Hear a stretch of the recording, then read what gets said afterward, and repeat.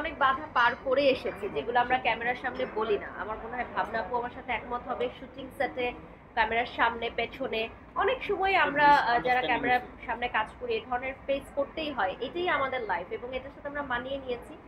But নারীদেরকে নিয়ে আপনি যেটা বললেন যে ডেফিনেটলি আমাদের আরো সিকিউরিটি প্রোটোকল বাড়াতে হবে এবং জনগণকে আমাদেরকে রেসপেক্ট করতে হবে, কারণ জনগণই হচ্ছে সবচেয়ে বড় পাওয়ার। যতই সিকিউরিটি, যতই বডিগার্ড, যতই পুলিশ সাপোর্ট থাকুক না কেন, জনগণ আমাদেরকে যেভাবে ভালোবাসে সেই ভালোবাসাটাই আমরা চাই যে ক্রাউডের মধ্যেও পেতে। So that's it.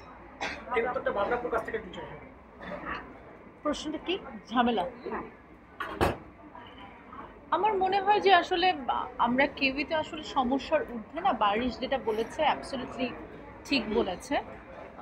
আমার মনে হয় যে এত জার্নালিস্টরা যখন থাকে, আপনারা যখন থাকেন, তখন নানান ধরনের ঘটনা ঘটে, কিন্তু সেটা অবশ্যই মোকাবেলা করার মতো ক্ষমতাও সকলের থাকে।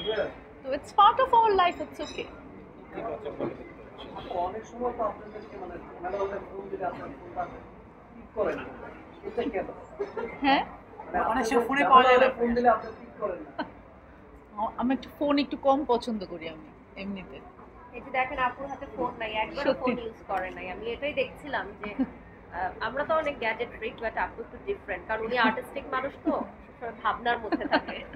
সোশ্যাল মিডিয়ায় কি কম দেখা হয়? সোশ্যাল মিডিয়াতে থাকি, আমি আমার জিনিসপত্র পোস্ট করে আবার যাই। মানে আমার কাজটা আমি করি। কেক কখন কাটবো? রাজু ভাই কোথায়, একটু ডাক দেন। বারিশা লাস্ট কোশ্চেন, এটা আপনাকে আমরা দেখছি আসলে আপনি brand promoter plus social influencer. Biggest exhibition গুলো আয়োজন করে থাকে 5 স্টার হোটেলে, এবং আজকে ওয়েডিং ফেস্টিভ্যাল, যেটা দীর্ঘ অনেকগুলো আসর হয়ে গেছে সাকসেসফুলি, আজকে আরো একটি বিগেস্ট এক্সিবিশন যেখানে ওয়েডিং রিলেটেড সবকিছু আপনারা পাবেন। আর আমাদের সাথে বাংলাদেশ চায়না ক্লাবও যুক্ত হয়েছে, তারা রিসেন্টলি লঞ্চ করেছে বাংলাদেশে চায়না ক্লাব। তো ওদের সাথে আমরা কোলাবোরেশনে আজকে এই ওয়েডিং এক্সিবিশন অ্যান্ড লাইফস্টাইলটা করছি, যেটা আগামী 17 তারিখ পর্যন্ত চলবে এবং 18 তারিখে কিন্তু আমাদের celebrity award night and fashion show culture function থাকছে, যেটাতে বাংলাদেশের স্বনামধন্য সেলিব্রিটিসরা আসবে এবং আমাদের এই পুরোটা এক্সিবিশন আলোকিত হয়ে যাবে।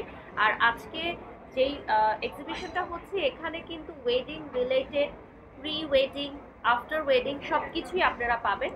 এবং আমার নিজস্ব প্রতিষ্ঠান ফ্লাইটেক্স এভিয়েশনেরও আমি এখানে স্টল নিয়েছি, যেটা হচ্ছে বিয়ের যারা বর্গ আছে তারা হেলিকপ্টারেও চড়তে পারবে, এরকম একটা অফার আমরা দিয়েছি। তো আরো অনেক কিছুই আছে, মানে ওয়েডিং রিলেটেড যা যা লাগে। এবং ওদের সবচেয়ে ভালো লেগেছে যে মনে হচ্ছে আমরা একটা বিয়ে বাড়িতে এসেছি। হ্যাঁ, তো ধন্যবাদ রাজু ভাইকে আমাদের এখানে আমন্ত্রণ জানানোর জন্য, and congratulations for this biggest event. আচ্ছা, একটা প্রশ্ন বারিশা আপু, কিছুদিন আগে মিঠুন আপু চট্টগ্রামে গিয়েছিল, একটু বাধার সম্মুখীন হয়েছিল। গতকালকে আরেকটা জিনিস ঘুরছে অনলাইনে, সেটা হচ্ছে বিদেশিনা মিম আপুর সাথে সেম ঘটনা হচ্ছে। তো অনেকেরা বলছে যে বারিশ বা ভাবনা আপু এরাও ভবিষ্যতে এরকম একটা পরিস্থিতিতে পড়তে পারে যে কোথাও বাধার সম্মুখীন হতে পারে। তো নারীদের এই যে বাধা বা যে কোনো কাজে, এটা নিয়ে কোনো ভয় বা সংকোচ কাজ করে?